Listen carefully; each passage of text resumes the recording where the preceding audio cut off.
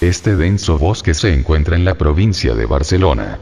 Desde hace mucho tiempo se ha pensado que está embrujado debido a los aquelarres que tuvieron lugar aquí junto a las extrañas apariciones de trasgos y duendes que tanta gente ha mencionado. Muchos investigadores han obtenido extrañas psicofonías en el interior del bosque de Òrrius. Para acceder al bosque hay que coger la carretera comarcal que va desde La Roca a Òrrius, en Barcelona.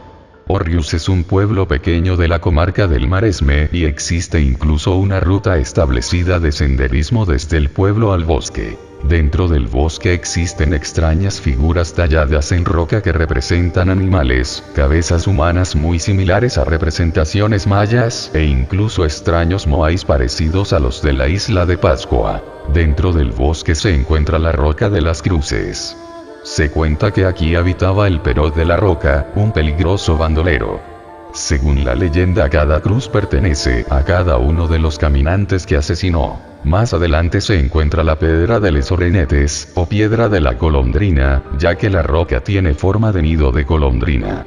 En este lugar se han encontrado yacimientos íberos, y existen incluso rastros de pinturas rupestres en la roca. La roca foradada o roca taladrada es el siguiente misterio que se presenta en el bosque.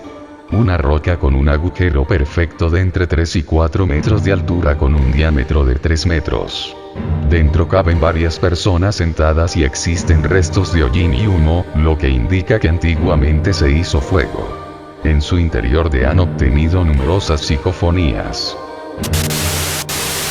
Una noche de septiembre de 1826, una casa ubicada en Laksegade 15, calle Salmón, en el centro de Copenhague, se convirtió en el origen del mal. De repente, todos los residentes del edificio huyeron presos del pánico a la calle, desde donde podían observar cómo sus casas se convertían en un estado de caos total. Rápidamente la noticia se propagó por toda la ciudad, lo que hizo que muchas personas se dirigieran a la calle Laksegade para ver lo que estaba ocurriendo. Los testigos describieron cómo las ventanas se rompían y cómo los objetos salían volando por el aire, como si fueran lanzados por una enorme fuerza invisible. También se podían oír en toda la calle aterradoras carcajadas, extraños gritos y voces de ultratumba que maldecían. Algunos testigos incluso afirmaron haber oído gruñidos como los de un animal salvaje, y haber visto unos grandes ojos rojos brillando detrás de las ventanas. Cuando la policía llegó no podía creer lo que estaban presenciando, aún así decidieron registrar debidamente el edificio, pero no pudieron localizar la fuente de tales fenómenos. A los pocos minutos después, los fenómenos paranormales desaparecieron, pero los oficiales de policía decidieron hacer guardia allí durante varios días, aunque lo más extraño estaba por ocurrir. Durante el posterior interrogatorio a los testigos presenciales, una mujer de edad avanzada que residía en el edificio, dijo a las autoridades que creía que ella era la causante del terrible incidente, ya que provocó a los malos espíritus mientras consultaba el Cipriano. El Cipriano es un grimorio oculto que se creía que estaba escrito en sangre. Después de un tiempo, la gente empezó a creer que el incidente en Laksegade fue simplemente una broma por un grupo de jóvenes. Otra teoría popular es que el evento había sido organizado por un criador de pollos, como venganza a una familia que residía allí y que había tratado injustamente a su hija. En cuanto a lo que realmente sucedió, nunca se llegó a resolver. De hecho, hay varias historias contradictorias y detalles que hacen este inusual evento aún más misterioso. Por ejemplo, no hay una fecha oficial para el evento en ninguno de los documentos oficiales de la época, pero un informe de la policía con fecha del 15 de septiembre de 1826 decía lo siguiente. Debido a los rumores que deben tenerse en cuenta en la casa número 20 de la calle Laksegade, en los últimos días causó una conmoción pública significativa en la calle antes mencionada y colindantes, me veo obligado a anunciar por este medio que, teniendo en cuenta la atención de tanta gente, los extraños fenómenos ocurridos provenían de la casa de un hombre en el que ha sido víctima durante 3 semanas de cristales rotos en sus ventanas desde el exterior, documento oficial de la policía. policía número 1688, 15 de septiembre de 1826. La declaración oficial señala que un hombre que vive en la calle Laxegade 20, actual número 15, había experimentado que varias de sus ventanas están rotas desde el exterior, en un periodo de 3 semanas. Esto causó un inusual espectáculo con grandes multitudes en la calle, para poder ser testigos de lo imposible. Si el documento oficial de la policía es correcto, el suceso de la calle Laxegade ocurrió antes del 15 de septiembre de 1826. Algunos investigadores han intentado conseguir más información al respecto, pero los archivos de la Biblioteca Real de Dinamarca no mencionan nada al respecto. En cualquier caso, algo sin explicación sucedió en la calle Laxegade en 1826, pero ¿qué fue lo que causó el pánico social? Los ancianos que residen cerca de la calle Salomón lo tienen claro, el diablo hizo acto de presencia en Dinamarca. El misterio de los doppelgangers. Doppelganger es una palabra alemana que significa el doble que camina a tu lado. Son muchos los testimonios y relatos que hablan de dobles que se presentan a sus originales, y muchas son las historias de personas que afirman que las han visto en lugares que ellos jamás visitaron. Este fenómeno se nombra en la mayoría de mitologías del mundo, desde la nórdica hasta la egipcia, y todas tienen algo en común: la muerte. Existen muchas teorías para explicar el fenómeno doppelganger, como la teoría de un universo paralelo, multiuniverso, bilocación o incluso que se trate de fantasmas o demonios. Esta proyección puede ocurrir sin explicación, y este doble es indistinguible de la persona original, e incluso puede interactuar con la familia y amigos. Otra teoría dice que existen 7 réplicas exactas por cada ser humano. Estas réplicas estarían en lugares separados, viviendo vidas separadas, ocupando puestos de trabajo distintos, con diferentes familias, pero sin embargo, coexisten en el mismo mundo. Los casos de personas que ven a su doppelganger casi siempre lo asocian con la muerte. La reina Isabel se horrorizó al ver a su doppelganger acostada en una cama, poco antes de su muerte, y Abraham Lincoln fue atormentado por visiones de su doppelganger en los días previos a su asesinato. En las leyendas nórdica y germánica, ver el propio doppelganger es un augurio de muerte. Un doppelganger visto por amigos o parientes de una persona puede a veces traer mala suerte, ser un mal augurio o una indicación de una enfermedad o un problema de salud inminentes. Según escribió el dramaturgo sueco Strindberg, la persona que ve a su doble es que va a morir. George John. Un mal día este almirante británico se encontró comandando 2 columnas de barcos frente a las costas de Siria. En un momento concreto, John ordena una maniobra equivocada a los barcos, y estos comienzan a chocar los unos con los otros, produciendo 377 muertes de aquellos marineros, incluida la del propio John. El mismo día de su muerte su mujer aseguró que lo vio en su propia casa en Ille-Sagede. Fue una profesora francesa de mediados del siglo XIX. Este caso fue estudiado y relatado por 3 autores de garantizada integridad y credibilidad: Robert Dale Owen, Camille Flammarion y Alexander Akasov. En 1845, el director de un instituto de Letonia para niñas de la nobleza, von Neuelke, contrató como profesora de francés a una mujer joven llamada Emilie Sage, nacida en Dijon 32 años atrás. La institutriz tenía un temperamento muy alegre, una gran inteligencia y un sentido de la educación muy desarrollado. No obstante, algunas semanas después de su llegada al instituto, comienzan a circular rumores entre las alumnas. Se producen extraños fenómenos mientras una alumna dice haber visto a la profesora en un extremo del edificio, mientras otra afirma haberse cruzado con ella en el extremo opuesto. En principio, los profesores no prestaron más atención al asunto, pero un día, mientras Emilie Sage estaba ante la pizarra, dando una clase de gramática, apareció a su lado una silueta, imitando sus movimientos a la perfección. El doble siguió manifestándose durante las semanas siguientes, y cada vez iba adoptando un comportamiento más independiente. Un día, cuando las alumnas estaban ocupadas en trabajos de costura en un cuarto de la planta baja, vieron a Emilie en el jardín mientras la misma mujer las vigilaba en el aula. La Emilie del jardín parecía tener dificultades para moverse y, en clase, algunas alumnas se atrevieron a acercarse para constatar que el doble de la profesora ofrecía solo una ligera resistencia a las manos que la atravesaban hasta que desapareció. Este suceso alteró mucho a las alumnas, que dejaron el instituto en desbandada. El director decidió entonces despedir a Emilie, quien confesó que no era la primera vez que la echaban de un lugar por la misma razón.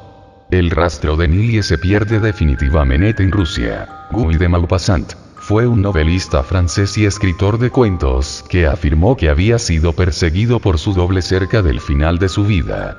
En una ocasión dijo que este doble entró en su habitación, se sentó frente a él y comenzó a dictar lo que de Maupassant estaba escribiendo. John Donne, el poeta inglés del siglo XVI cuyo trabajo a menudo se refirió a la metafísica, fue visitado por un doppelganger mientras estaba en París, no el de él, sino el de su esposa. Este ente se le apareció con un bebé recién nacido. La esposa de Donne estaba embarazada en el momento, pero la aparición fue un presagio de gran tristeza. En el mismo momento que el doppelganger apareció, su esposa había dado a luz a un niño muerto. En la actualidad son muchos los documentos gráficos sobre los doppelgangers. Un fotógrafo de Montreal llamado François Brunelle ha realizado un proyecto en búsqueda de los dobles que tenemos en el mundo.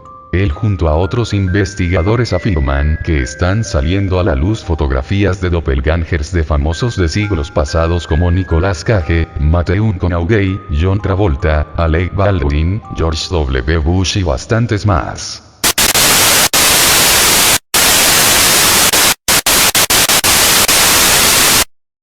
Según la leyenda urbana, aquella misteriosa mujer no se encontraba presente en el momento en el que fue tomada la fotografía, sino que apareció después, durante el revelado, como si fuera la aparición de un fantasma que quería convertirse en un icono de las portadas del rock. Si hay una portada que todavía provoca escalofríos, esa es la del primer álbum de Black Sabbath. Un misterio rodea la fotografía. Delante de un viejo molino se observa la presencia inquietante de una mujer vestida de negro. ¿Se encontraba presente de verdad cuando fue tomada la foto? Esta cubierta sería el primer paso para relacionar a la banda de heavy con la magia negra y el satanismo. El viernes 13 es una fecha que, si fuera por los supersticiosos, no debería figurar en el calendario.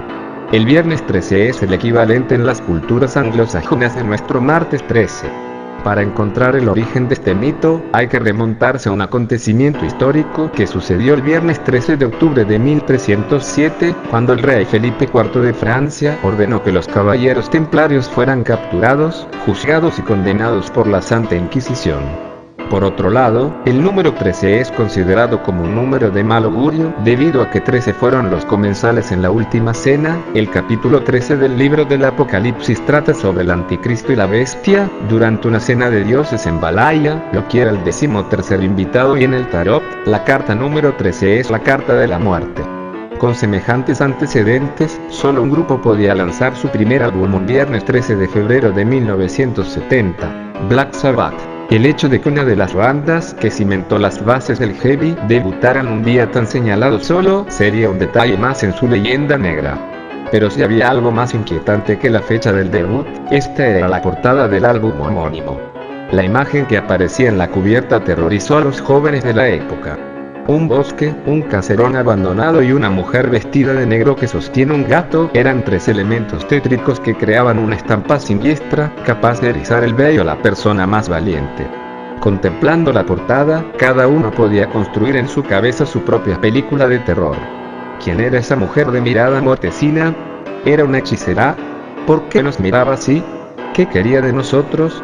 Cualquier posible pregunta que se pasara por la cabeza se quedaba corta ante la eterna cuestión que planteó la tenebrosa imagen.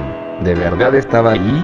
Según la leyenda urbana, aquella misteriosa mujer no se encontraba presente en el momento en el que fue tomada la fotografía, sino que apareció después, durante el revelado, como si fuera la aparición de un fantasma que quería convertirse en un icono de las portadas del rock. Por si la cubierta no daba suficiente mal rollo, en el interior del desplegable se incluyó una cruz invertida y, dentro, un poema titulado Still False Rain, que recopilaba imágenes tan agradables como árboles ennegrecidos, amapolas que sangran, conejos nacidos muertos en trampas, pájaros mudos o estatuas decapitadas. Con una carta de presentación así, era inevitable asociar a Black Sabbath con el mundo de las artes oscuras. Sin embargo, los miembros del grupo fueron los primeros sorprendidos al observar la cubierta de su primer disco. Así recordó Ozzy Osbourne en su autobiografía el momento en el que Jim Simpson, el primer representante del grupo, les enseñó la portada. Aquella tarde nos reunimos en su cuarto de estar y esperamos, tableteando con los dedos, sin saber qué coño quería contarnos. Jim echó mano a su cartera y sacó la copia ya editada de Black Sabbath. Nos quedamos sin palabras. Era increíble. De acuerdo con Ozzy, ninguno de los músicos había intervenido en la creación de la portada. No habíamos participado en absoluto en el diseño del disco, con lo que la cruz invertida, un símbolo satánico como descubriríamos más tarde, no tenía nada que ver con nosotros. Pero esas historias que circulan según las cuales no estábamos contentos son mentira. Por lo que yo recuerdo, todos alucinamos enseguida con la portada. Nos quedamos mirándola y diciendo: joder, tío, es la leche. El responsable de tomar la instantánea para esa funda fue Marcus, que fiel la realidad es mucho más prosaica. No hay ningún antiguo caserón abandonado en un enclave desconocido. Lo que aparece de fondo es el molino de Maple Durham, situado en el condado de Oxfordshire, a orillas del río Támesis. Es el último de los molinos de agua de Inglaterra que continúa en funcionamiento y recibe multitud de visitas turísticas al año, por lo que de lúgubre e inhóspito tiene poco. Sobre la inquietante mujer, para decepción de los más morbosos, no era una bruja, no era un fantasma y sí que estaba presente en el momento del disparo fotográfico.